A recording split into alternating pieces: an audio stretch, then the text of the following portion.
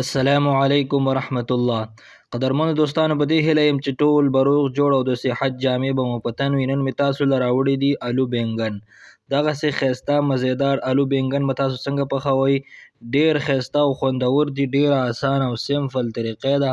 ویډیو به راسه پوره ګورئ او مخکې به یې خامخا له ملګرو سره شیر کوئ. انشاءالله دغسې طریقې به زه تاسو له روزانه راوړمه. نو دغسې ښایسته ویډیوګانو لپاره زموږ چینل د سره ضرور سبسکرایب کړئ او دا ویډیو د سره ضرور لایک او کمنټس وکړئ ضرور. راځئ زو ویډیو شروع کوو. نو ملګرو، د هر څه نه مخکې به چې دی بسم الله ووایئ او دغه شانتې یو 15 ټماټر به میده کړئ. دغه شانتې برابر سیز کې تاسو کتلی شئ ما 15 ټماټر میده کړي. دغسې به یو سره پیاز میده کړئ، 3 به سره مرچ راوالی او بیا چې دی الوګان به دغسې د چپسو په سیز کې کټ کړئ. صحیح ده؟ تاسو کتلی شئ دغسې اوږده اوږده به یې کټ کړئ، څنګه چې چپسو دپاره خلک کټ کوي نو هغسې به یې کټ کړئ. او بینګن چې دی بانجي، پښتو کې ورته بانجیان وایي. صحیح ده؟ نو دا به دغه شانتې کټ کړئ. تاسو کتلی شئ چې دا به بالکل به نه کټ کوئ، دغه شانتې به چرې چرې کړئ. تاسو کتلی شئ ټول به دغه شانتې ښایسته مزېدار چې دی هغه چرې کړئ. که تاسو هر څومره پخوئ، کیلو پخوئ، نیمه کیلو پخوئ، نو ټول به دغه شانتې ښایسته چرې چرې کړئ. نو ملګرو، دا چې کله دغه شانتې میده کړه نو بیا چې دی په یو کړایي کې، یو پتیله کې چې دی هغې کې به دغه شانتې غوړي واچوئ، ګي او دغه شانتې هغه ټماټر او پیاز چې کوم موږ میده کړي وو هغه به دغه شانتې ښایسته مزېدار چې دی هغه ور واچوئ. ماری مې خرابه ده نن. دغه شانتې به یې ښایسته مزېدار ورته ور واچوئ او دغسې د چمچ په مدد سره چې دی دا هر څه به دغه شانتې ښایسته مزېدار چې دی میکس کړئ او د 10 منټو دپاره به پرې سر کېږدئ چې دا ټماټر چې دی هغه بالکل پاخه شي. نو ماشاءالله تاسو کتلی شئ چې موږ چې دی د 10 منټو لپاره پرې سر ایښی او نو زموږ ټماټر چې دی هغه یو اندازه چې دی پخ شوي دي.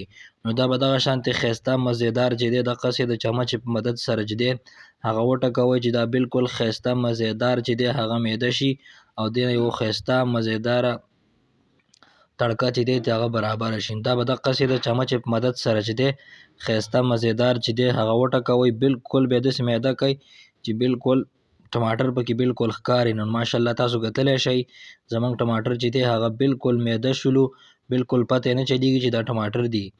نو دغه صرف پیاز پکې ښکاري. نو ماشاءالله تاسو کتلی شئ زموږ دغه چې دی تیار شو. نو بیا ورته چې دی یو نیم چمچ چې دی هغه مالګه ور واچوئ. صحیح ده؟ نمک. نو ملګرو بیا چې دی دغه شانتې چې دی نیم چمچ چې دی هغه به ورته هلدي ور واچوئ، پښتو کې چې دی کورکمن ورته وایي، د کورکمن پاوډر به ورته ور واچوئ او یو چمچ چې دی هغه به ورته سره مرچ ور واچوئ. صحیح ده؟ سره مرچ هغه به ورته دغه شانتې ښایسته مزېدار ور واچوئ. دا هر څه چې دی دا به دغه شانتې د چمچ په مدد سره چې دی بالکل ښایسته مزېدار چې دی هغه میکس کړئ.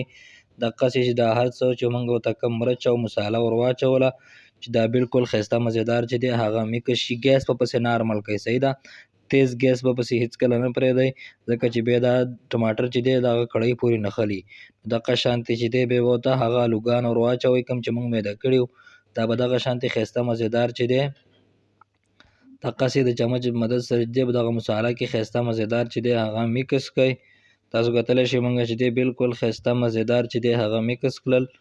دغه شانتې به یې ښایسته مزېدار میکس کړئ او کله چې دغه شانتې ښایسته مزېدار چې دی هغه میکس کړل نو اوس په دې ده چې دی اوبه ور اچوو. صحیح ده؟ چې دا پاخه شي دا الوګان. نو دغه شانتې چې دی یو 2 کپه اوبه به ورته ور واچوئ، 2 ګیلاسه اوبه. صحیح ده؟ د چایو په ګیلاس باندې 2 ګیلاسه اوبه به ورته دغه شانتې ښایسته ور واچوئ او دا به دغه شانتې ښایسته مزېدار چې دی هغه میکس کړئ دغسې د چمچ په مدد سره او د 15 منټو دپاره به پرې سر کېږدئ. ماشاءالله تاسو کتلی شئ 15 منټه بعد چې دی هغه الوګان لږ شانې راوخوټ کېدو نو بیا به دغه شانتې بینګن پکې واچوئ. دغه شانتې څنګه چې پکې زه اچوم بانجین، دا به دغه شانتې په دا مساله کې دغسې پټ کړئ. دغسې څومره چې بانجین هغه به ټول پکې دغه شانتې ښایسته مزېدار ور واچوئ او د چمچ په مدد سره چې دی دغه شانتې به دا مساله کې چې دی هغه میکس کړئ او د پاسه به دغه مسالې اوبه چې کومې دي دغه به دغسې پاسه ور واچوئ. صحیح ده؟ چې بالکل دا دننه مساله د دې ته وننوځي. صحیح ده؟ چې همدغسې پاتې نه شي.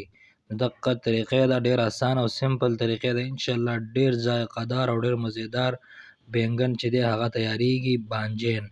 ډېر اسانه او سمپل طریقې ده. صحیح ده؟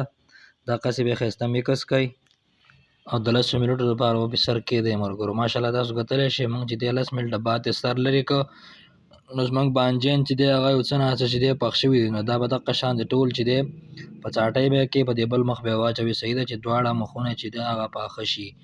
دغه شانتې څومره چې بانجان پکې اچولي دي هغه به دغه شانتې په څاټۍ کوي او په دې به مخ به یې راواړوئ چې دا دواړه مخونه چې دی هغه بالکل ښایسته مزېدار چې دی هغه پاخه شي. نو دغه اسان او سمپل طریقې ده. صحیح دغسې چمچ په مدد باندې به پرې زور زور وکړئ دغسې چې دې ته دا مساله چې دی بالکل ور ونوځي او بالکل دا مزېدار شي. صحیح ده. او بیا به پرې دوباره سر کېږدئ د 10 منټو دپاره. ماشاءالله ملګرو تاسو کتلی شئ زمونږ بینګنه چې دی هغه اوبه بالکل وچې کړي دي. نو دغه شانتې بیا چې دی دغسې څمڅۍ باندې لږ شانې چې دی هغه میکس کړئ. دغه شان تاسو کتلی شئ ماشاءالله بیا به پرې دوباره د 15 منټو لپاره سر کېږدئ.